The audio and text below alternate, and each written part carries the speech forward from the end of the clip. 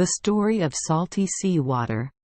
Once upon a time, a long time ago, there was a poor boy who lived by the sea. That day the sea was calm, clear and calm, the water was sweet and there were no waves crashing on the shore. The boy lived by fishing. He worked very hard from early morning until late at night. His sweat drops fell into the sea in harmony with the rhythm of pulling the net.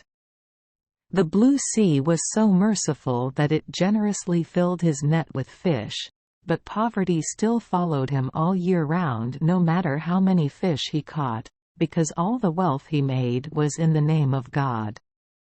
The land was greedily plundered. A large area of land was under his extremely brutal and cruel rule. Not only the young man but also all the people suffered hardship. Following his orders, his henchmen and soldiers caused countless scenes of bloodshed to innocent poor people. Hatred piled up, but everyone only knew how to cry to heaven without knowing who to cry to. The plaintive cry echoed up to the sky. See more fairy tales. Then the boy came of age. He asked to marry a girl in the same situation as him. The couple lived together happily. The young man carried the net to the sea every day, while the gentle wife worked hard at the loom without a moment's rest. A hard, toilsome but very happy life was passing by when one day disaster struck the two people. One day, when his wife was drying silk in the sun, the Lord of the earth passed by, and his wife immediately caught his eye. He immediately returned to the palace and ordered all the soldiers to capture his wife as a concubine, even though he had many women and daughters from poor families who were captured because they could not pay their debts. The soldiers loudly marched away. Seeing them march towards the young man's house, everyone knew something bad was about to happen. Seeing the soldiers coming to his house, the young man quickly asked, "Yes, I don't know what happened to you guys coming to my house?" The soldiers said, "The Lord of the land has ordered us to come and take your wife as a concubine. Quickly tell your wife to arrange for us to. If you bring it back, anyone who resists will die." Hearing those absurd words was like a thunderbolt striking your ears. His legs could no longer stand, the world seemed to be spinning in front of him. He did not expect that disaster would strike his family so quickly. But when power is in the hands of tyrants, things like this are not strange. When his wife heard those words, she panicked and fell on his shoulder, sobbing. The young man stood silently, his heart numb. He knew how powerful the Lord's words were. There were only two ways: listen or die. If you obey, you will have to accept humiliation and bitterness, but you will still have a chance to meet each other. If you resist, you will definitely be separated forever. Thinking for a long time, he stood up to tell the soldiers, "Well, one day will mean 100 years, my husband and I have lived together for so many days, now God cannot keep our oath, our fate is deep. I don't know what else to do. I just ask you guys to let us reunite tonight and then it's not too late to say goodbye tomorrow." Hearing his words, his wife panicked and said, "Dear, my husband and I have an oath. We will never be apart. Why do you say that to hurt my heart? All my life I have only you. If anyone separates us, I would rather die than let this body be humiliated." The boy said, "Don't say that, my dear, this is a test of fate. I challenge us, if we die, will we surrender to fate? There is no brutal force in this world that can last for a long time. Please believe that the day of our reunion will not be far away, then it will not be too late for us to do it again." Hearing her husband say that, she could only cry without saying a word. Waiting for his wife to calm down from sobbing, he told the soldiers, "If you please go back and tell the Lord, it's already dark today." The soldiers said, "Okay, out of respect for your and your husband's love, we'll make an appointment. Come tomorrow morning. Tomorrow the Lord himself will come here. Please tell your wife to dress neatly. Don't think about running away. My people are around here. Let's talk about what's going on tonight." They left. The couple stood there looking at each other dumbfounded. The young man was heartbroken when he thought that he had only tonight to leave his beloved wife. No one could understand his feelings right now. Outside, the sea was still calm and peaceful, but a storm raged in his heart, and then he kept walking with the sound of the wind ringing in his ears. The boy went to the sea. The sea was still as calm as a sheet of paper. He sat down at the edge of the water, his feet dropping into the water that had turned dark at night. Tears flowed down his lips and mixed with the ocean. So he sat for a long time. The night surrounded him. The wind blew in from the sea. The cold suddenly made him shiver. Suddenly from far out at sea, or rather from within the ocean, a voice spoke. A warm voice rose up in harmony with the sound of the wind. "Dear child, don't be afraid. I am the God of the sea. I can feel the salty taste of your tears. What is so sad that you are crying?" The boy was startled. I was scared, but tried to calm myself down and said, "Yes, God of the sea. Someone wants to take away the person I love the most. That is my wife. And the person who wants to take my wife away is the Lord of the earth. A very powerful man. If anyone opposes that person, they will die, but I think we cannot die. We must live to be able to see each other again. Tomorrow morning they will take your wife away. You don't know what to do, so you come here and cry." The sea god said, "I know you are an honest and hard-working person. Your salty sweat will one day come. Don't join me. I've given you a lot of fish, but you're always poor because those who want to take your wife away have robbed you of all your hard work. They don't know the taste of salt. Of the sweat that you have poured into me, they are used to living on the sweat, blood and tears of the gentle and simple people. Tomorrow, before they take your wife away, tell them to let you and your wife drink a sip of the salty water of the ocean before parting, then I will help you." Listen to what the sea god said. The boy remembered in his heart. He returned when the late night dew wet his shirt. That night, he and his wife did not tell anyone.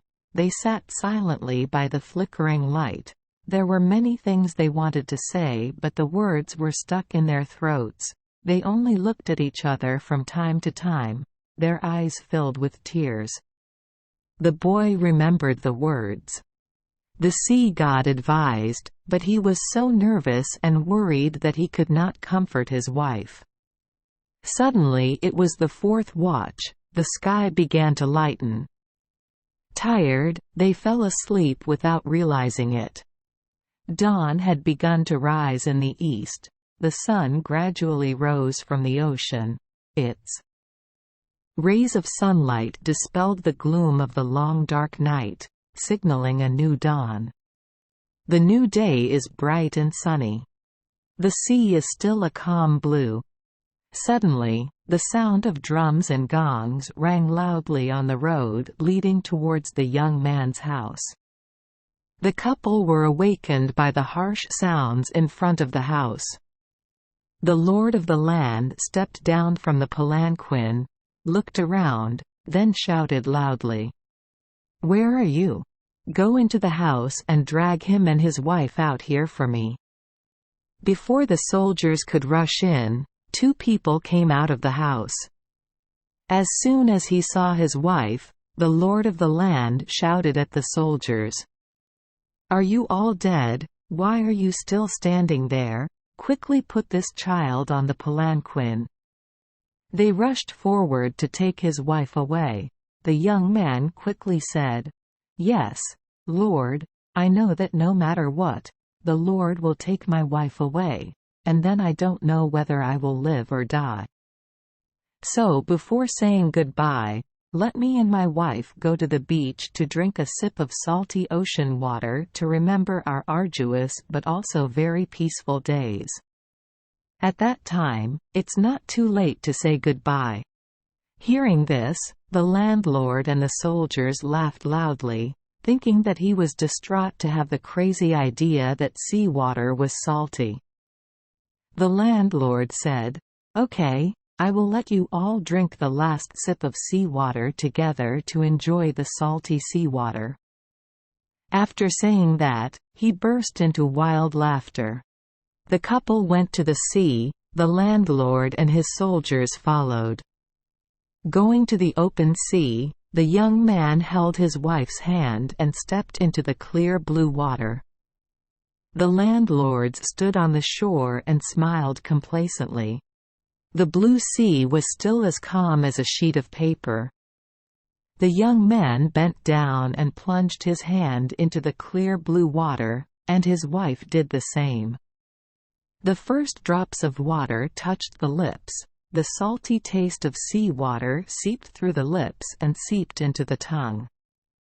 A familiar feeling rushed back, a salty taste familiar from childhood days, that is the salty taste of sweat drops, of labor, of tears of suffering that have been with them for a long time. Standing on the shore, the Lord asked loudly, "How is the sea water salty?" The boy replied, "Yes, the sea water is very salty. No, I believe you guys should go down and have a drink and see." The landlord laughed loudly and told the soldiers, "How about you go down and drink salty sea water with him?" The soldiers laughed loudly and ran down to the water's edge, where they helped him. They put sea water in their mouths, but suddenly they spewed it out of their mouths. Their faces contorted and cried, "Too salty, too salty. Why is it so strange? Seawater tastes salty." On the shore, seeing our soldiers also cried, "Salty seawater," the Earth Lord roared and shouted, "Shut up, even you dare to deceive me." The soldiers quickly said, "Yes, we don't dare to deceive you. Yes, it is indeed sea water. Very salty." The landlord's face turned red as he walked down. He grabbed a handful of water and put it in his mouth, but then he had to spit it out because the sea water was very salty. His face, which was red, suddenly turned pale, and then turned red again. He roared, "No, there can't be such a strange thing like this. Heaven, earth, this sea belongs to me. No such thing could ever happen on my land. Arrest the fisherman and his wife immediately so we can interrogate them." Suddenly there was a rumbling sound from somewhere. The sound became louder and louder, and from the ocean a huge column of water rushed out. Broke the silence of the sea. Next are columns of water that follow each other like walls rushing to the shore. The landlord and his soldiers hurriedly ran to the shore, but the faster waves fell over their heads and swept them far out to sea. Only the young man and his wife did not run. They stood holding each other tightly, eyes closed, letting the storm in their ears. They stood like that for a long time. When they could no longer hear the rumbling noise, they slowly opened their eyes. The young man and his wife were extremely surprised to see that they were still standing on the beach without being swept away by the wave, looking around, where there was no sign of the Lord and his soldiers. The young man and his wife understood that the blue sea had punished the cruel and greedy people. From then on, the young man and his wife and all the people lived a peaceful and happy life, their lifelong dream coming true.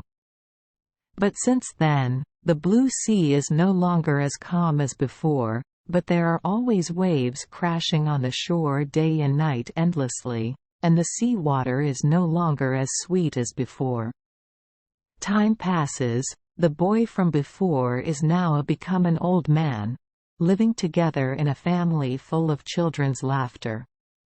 One beautiful day, the grandson held his grandfather's hand and walked on the beach. Far away at sea, the waves rushed up to the shore and then rolled out to sea. Suddenly the grandson asked him, "Grandpa, when did those waves exist?" After a moment of silence, he replied, "Well, they have existed since the sea water started to be salty." "So why is the sea water? It doesn't taste sweet but tastes salty, right?" Gently rubbing my head, he answered, "Because there are so many drops of sweat and tears of hard-working people who have mixed into the sea. That's why sea water tastes salty." Thank you for joining us for today's fairy tale. We hope these stories bring joy and meaning to your day. If you love our channel, please hit the subscribe button so you won't miss any exciting tales. Wishing you a good night and sweet dreams. See you in the next story.